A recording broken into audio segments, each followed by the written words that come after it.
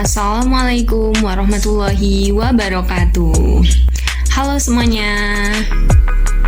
Kami dari kelompok 13 akan membuat video presentasi guna memenuhi tugas dari mata kuliah akuntansi publik. Kami akan mempresentasikan PPT kami yang berjudul Proses Audit Kinerja. Sebelumnya, perkenalkan tim kami. Yang pertama yaitu saya sendiri, Nuriyati Rahayu. Yang kedua ada Penti Amisya Larasati. Yang ketiga ada Fitri Kinanti. Baik, langsung saja kita mulai presentasinya. Materi pertama akan disampaikan oleh Fitri Kinanti. Kepadanya dipersilahkan. Secara umum, struktur audit terdiri atas 1. Tahap-tahap audit, kedua elemen masing-masing tahap audit, ketiga tujuan umum masing-masing elemen, keempat tugas-tugas tertentu yang diperlukan untuk mencapai setiap tujuan. Audit kinerja pada dasarnya merupakan perluasan dari audit keuangan dalam hal tujuan dan prosedurnya. Berdasarkan kerangka umum struktur audit di atas, dapat dikembangkan struktur audit kinerja yang terdiri dari atas tahap pelaksanaan audit dan tahap penindaklanjutan. Di sini terdapat tabel, tahap dan elemen. Tahap pengenalan dan perencanaan, elemennya survei pendahuluan, sistem pengendalian manajemen, tahap audit, elemennya hasil program, ekonomi, dan kebutuhan. Tahap pelaporan, elemen persiapan laporan, review dan revisi, pengiriman dan penyajian laporan. Tahap follow up, elemennya desain follow up, investigasi, dan pelaporan. Tahap pengenalan dan perencanaan. Tahap pengenalan dan perencanaan terdiri dari dua elemen, yaitu survei pendahuluan dan review sistem pengendalian manajemen. Pekerjaan yang dilakukan pada masing-masing elemen bertujuan untuk menghasilkan rencana penelitian atau riset plan yang detail yang dapat membantu auditor dalam mengukur kinerja dan mengembangkan temuan berdasarkan perbandingan antara kinerja dan kriteria yang telah ditetapkan sebelumnya. Kriteria pengendalian untuk hasil-hasil program penilaian ekonomi dan efisiensi. Kriteria yang digunakan untuk menilai reliabilitas data dibagi dalam dua area. Pertama, proses pengumpulan, perhitungan, dan pelaporan data, kecukupan pelaporan data. Kedua,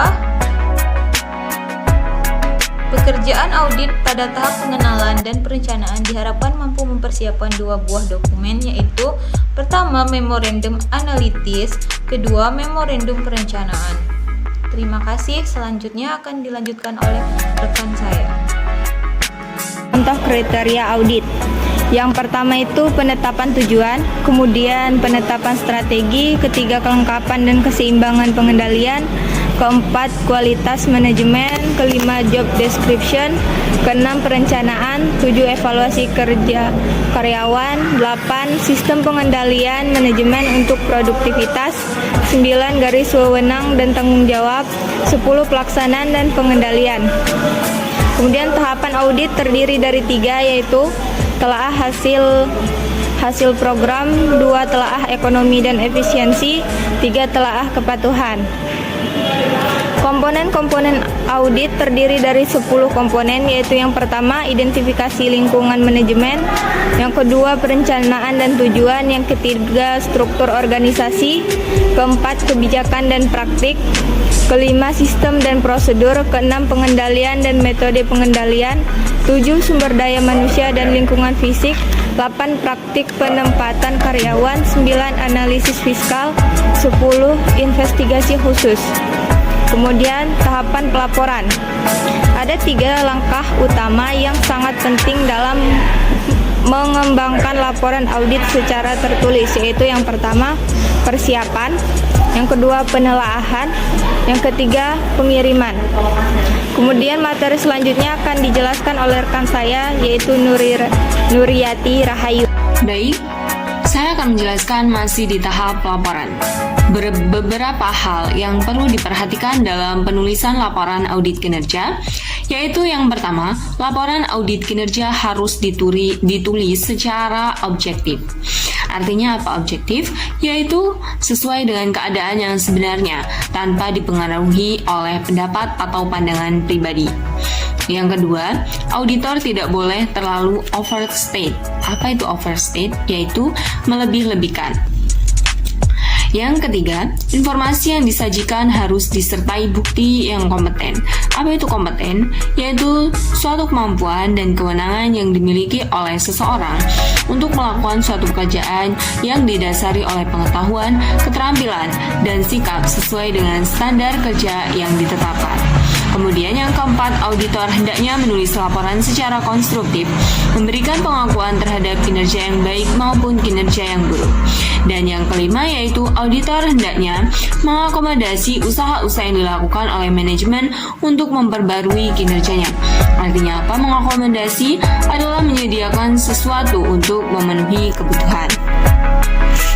Selanjutnya saya akan menjelaskan beberapa hal yang harus dimiliki dan dikembangkan oleh auditor untuk menghasilkan laporan yang efektif.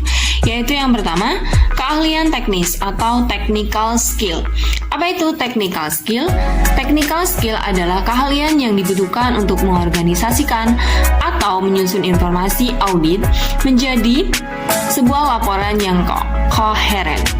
Yang kedua yaitu keahlian manajerial atau managerial skill, yaitu keahlian yang dibutuhkan untuk merencanakan, mengorganisasikan, dan melaksanakan, serta mengendalikan masing-masing tahap audit untuk memastikan hasil akhir yang berkualitas dan tepat waktu. Yang ketiga, keahlian interpersonal atau interpersonal skill, yaitu suatu keahlian untuk menjaga hubungan baik dengan auditi, kemampuan untuk menyampaikan temuan-temuan negatif menjadi kesempatan-kesempatan positif sehingga mampu meyakinkan manajemen atas potensi-potensi yang ada. Sistematika laporan audit kinerja. Untuk audit kinerja terdiri atas 1. Pendahuluan yang terdiri atas umum, bagian umum, yang kedua surat pengiriman atau memorandum, yang ketiga laporan ringkasan, yang keempat daftar isi laporan secara keseluruhan, yang kelima daftar tabel dan gambar. Setelah pendahuluan yaitu ada teks yang terdiri dari pendahuluan, yang kedua badan atau body yang mencangkup pengantar masalah bila perlu. Yang kedua, temuan-temuan. Yang ketiga, kesimpulan dan rekomendasi, serta komentar auditi. Setelah pendahuluan dan teks, yaitu ada referensi masalah, yaitu yang terdiri dari footnotes, lampiran, bibliografi, komentar auditi jika tidak dimasukkan ke dalam teks. Yang kelima yaitu bahan referensi. Untuk mengembangkan sebuah laporan audit, auditor harus melakukan hal-hal yaitu sebagai berikut. Yang pertama, menyiapkan temuan-temuan secara individual. Yang kedua, mengumpulkan semua referensi yang diperlukan untuk mendukung teks. Yang ketiga, menyiapkan teks. Yang keempat, menyiapkan laporan inti. Yang kelima, menyiapkan memorandum pengiriman laporan. Selanjutnya saya akan menjelaskan mengenai tahap penindak lanjutan atau follow up. Tindak lanjut didesain untuk memastikan memberikan pendapat apakah rekomendasi auditor sudah diimplementasikan. Hal-hal yang perlu diperhatikan dalam tahap penindak lanjutan antara lain yaitu 1. Dasar pelaksanaan atau follow up. Dasar untuk melakukan follow up adalah perencanaan yang dilakukan oleh pihak manajemen. Yang kedua yaitu pelaksanaan review follow up, yaitu yang mana hal ini sangat bergantung pada kompleksitas, rekomendasi, dan tingkat kesulitan implementasi. Yang ketiga yaitu batasan follow up. Pelaksanaan follow up sebaiknya tidak terbatas pada penilaian pelaksanaan dan dampak rekomendasi yang diusulkan oleh auditor. Namun sebaliknya juga dihindari terjadinya follow up yang overload. Yang keempat yaitu implementasi rekomendasi. Rekomendasi sangat penting untuk perbaikan kinerja di masa yang akan datang, yaitu terdiri dari implementasi oleh unit kerja. Unit yang diaudit memiliki kesempatan pertama untuk mempelajari temuan dan rekomendasi audit. Yang kedua yaitu implementasi oleh eksekutif. Manajemen eksekutif biasanya menerima hasil audit terlebih dahulu dibandingkan lembaga pengambil kebijakan atau legislatif. Yang ketiga yaitu peranan auditor dalam mengimplementasikan rekomendasi audit. Dalam proses pengimplementasian rekomendasi, auditor hanya berperan sebagai pendukung. Yang keempat, peranan legislatif dalam mengimplementasikan rekomendasi audit.